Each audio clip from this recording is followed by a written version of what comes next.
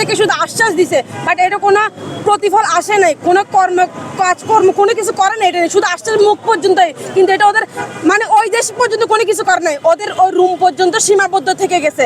এখন আমরা ওনাদেরকে বলে আসছি যতক্ষণ আমাদের দাবি পূরণ হবে না আমরা রাস্তায় অন্বেষণ করব। আমরা এই মুহূর্তে এখান থেকে করে আসবো, আমরা এটা রুম থেকে বলে আসছি। আপনারা রাজি আছেন সবাই?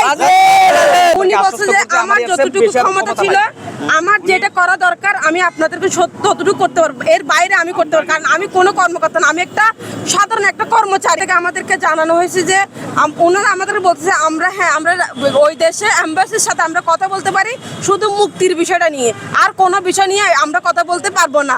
ওনারা আমার কোনো সময় দেয় নাই, ওনারা আমরা জানাবে বলছে, কি সময় লাগবে বলছে, কিন্তু সময়টা কতদিন? 10 দিন, 5 দিন, 1 সপ্তাহ, 1 মাস, 2 মাস, কতদিন? সর্বোচ্চ সময়টা কতদিন?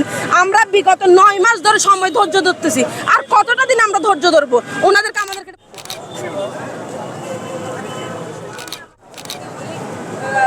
আন্দোলনের ছাত্রদের সাথে যোগ দিয়ে ছাত্ররা